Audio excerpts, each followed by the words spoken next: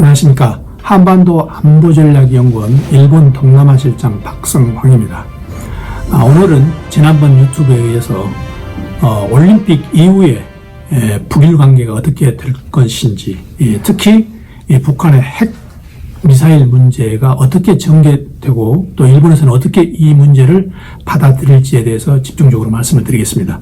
한국에도 여러 가지 문제가 있겠지만 일본이 올림픽 이전과 이후에 북한의 핵미사일 문제를 대하는 입장이 다르다는 겁니다.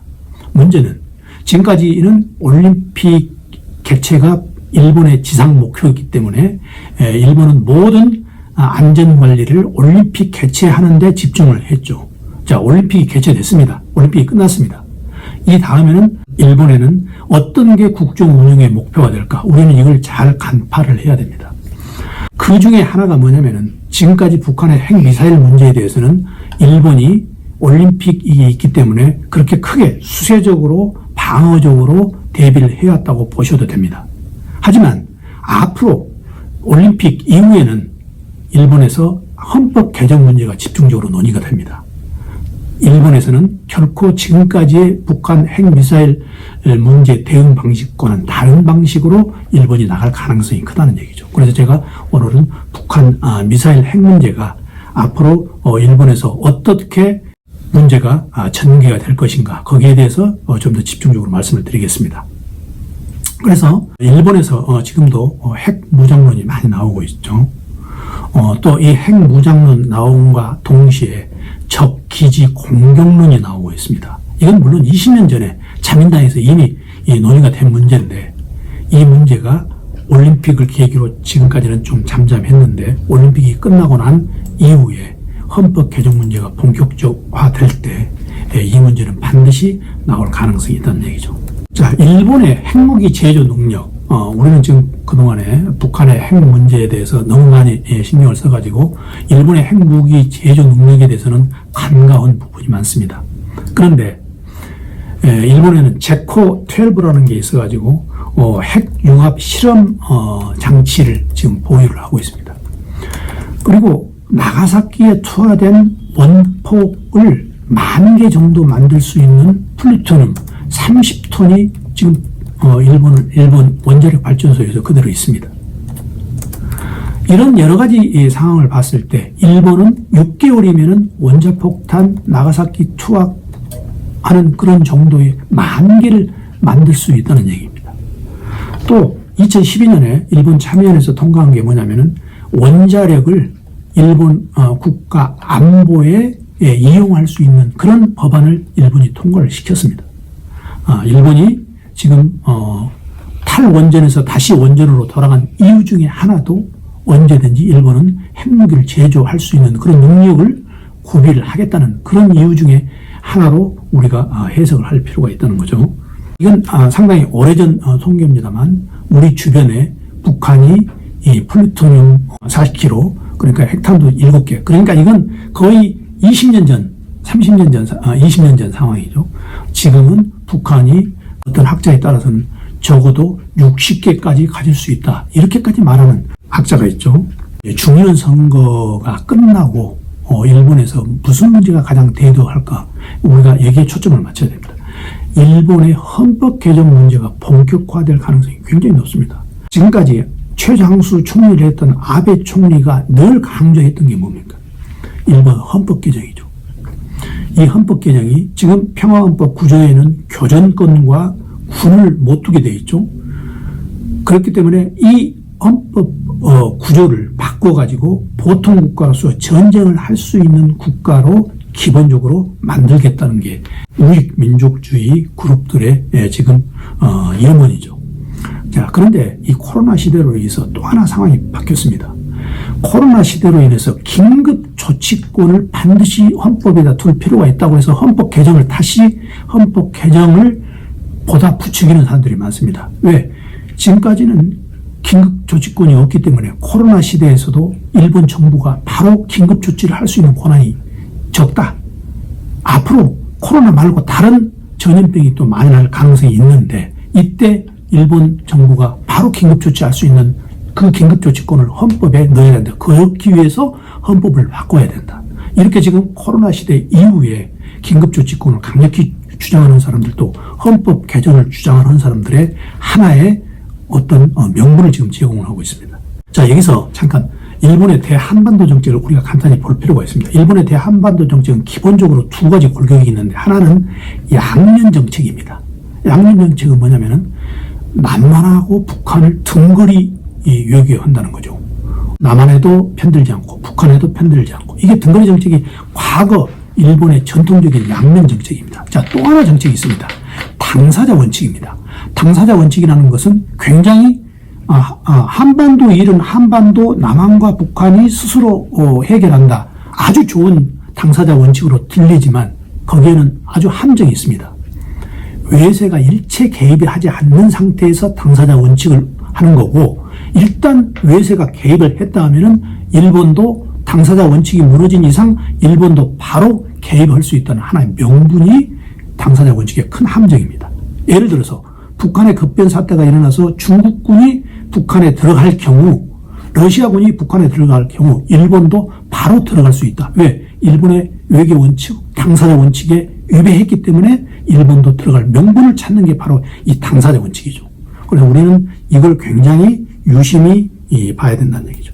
북한의 미사일이 실험이 잘못돼가지고 일본의 본토에 떨어진다 할지, 아니면 북한에서 무슨 급변 사태가 일어나가지고 북한 내부에 컨트롤이 안 되는 혼란 상태에 빠지는 이런 경우, 그래서 일본이 이 북한 급변 사태가 날 경우에는 일본은 가장 염려하고 있는 건 보트피플입니다.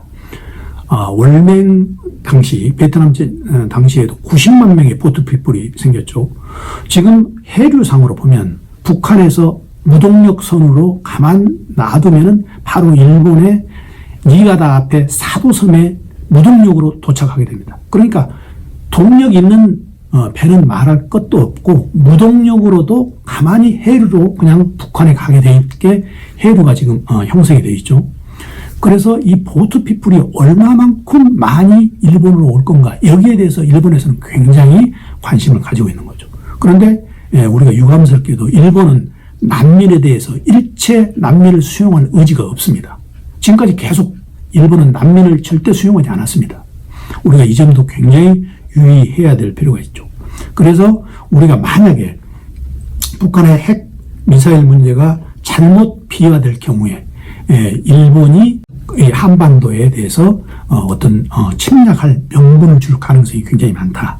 그래서 우리가 일본이 만약에 북한의 급변 사태가 일어날 경우, 또 어떤 다른 무슨 사건이 일어났을 경우 일본이 북한을 침략한 명분은 크게 우리가 한 세 가지 정도로 보고 있습니다. 뭐냐면은 북한이 혼란 상태에 나서 북한의 미사일이나 핵을 제어할 수 없는 상태가 될 경우는, 만약에 북한에서 어떤 사람이 이 반일 감정을 가지고 일본으로 그걸 쏠 수도 있다. 그러기 위해서는 적 기지 공격론으로 일본이 먼저 선제 제압을 한다. 이게 자민당에서 20년 전부터 이렇게 논의되는 상황이죠.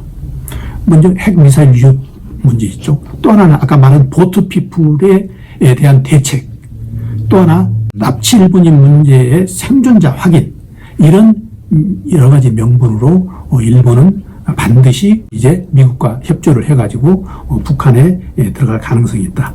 이것은 제가 여러분들한테 그냥 말씀드린 게 아니고 미츠야 경규라는 게 있습니다. 이건 1963년에 일본 방위청 영관급 장교 50명이 5개월간 집단 합숙을 하면서 프로젝트로 만든 게 미츠야 경규인데, 여기에는 뭐가 있냐면은 일본 자위대가 한반도 상륙했을 때 쉽게 말하면 행동 지침이죠.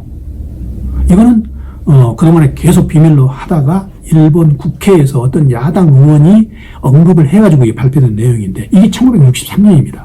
1963년 당시에 이미 미치야 경규가 만들어져가지고 자위대의 한반도 상륙 프로그램이 만들어졌는데, 이게 지금 거의 70년이 된 지금 얼마만큼 세분화되어 있고 현대화되어 있는가, 우리는 감히 추측을 해볼 수 있다는 얘기죠.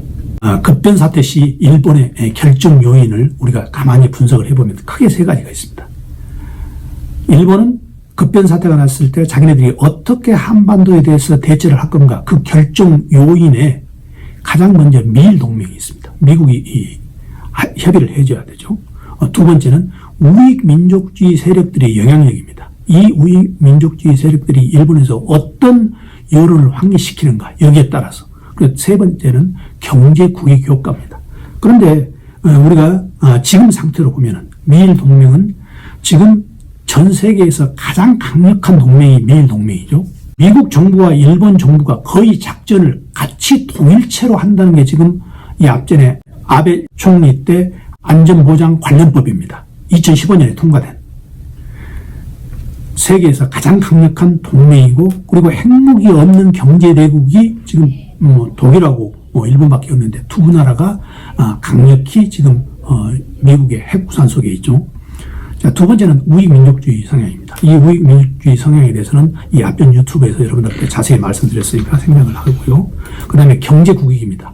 어떻게 됐든 일본은 한반도 유사시에 자위대를 한반도로 투입하는 게 경제국익에 도움이 된다는 거죠. 그래서 일본은 이 세 가지 결정 요인으로 봐서도 우리는 이 문제를 결코 좌시할 수 없다는 얘기죠. 여기에 우리가 최근에 일본의 군사 장비를 보면 합니다. 일본의 군사 장비는 첩보 유성이 7개죠.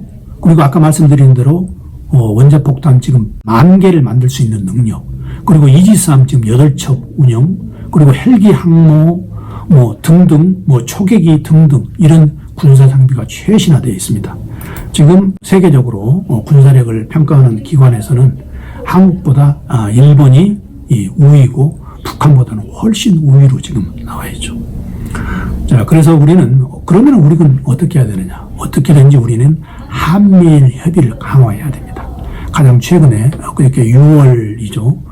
성김 대북 특별대표와 노기덕 우리 한반도 평화교섭본부장, 그리고 후나코시 일본 아주국장이 만나서 얘기를 했죠. 어떻게든지 우리는 북한과 언제 어디서든지 우리가 만날 용의가 있다고 그렇게 일단 표명을 했습니다. 여기에 대해서 김여정이 거기에 대해서 약간 부정적인 반응을 보였지만 어떻게든지 한미일 협의를 해가지고 우리 한국이 거기에서 이 일본과 북한의 관계를 우리가 조정하는 그런 방향으로 나가야 될 걸로 생각이 듭니다. 그래서 제가 오늘은 올림픽 이후에 북한과 일본의 관계가 어떻게 될 건가? 당연히 비선 교섭이 있을 거다. 하지만 납치 문제 해결은 난망이다. 그리고 중요한 선거에서 북한 위협론을 누군가가 또 다시 제기할 가능성이 있다. 그래서 중요한 선거가 우익 민족주의의 플랫폼이 되는데 거기에 한반도 문제가 낄 가능성이 있다. 우리가 여기에 대비를 해야 된다. 이런 말씀을 드리면서 유튜브를 마치겠습니다. 시청해주셔서 고맙습니다.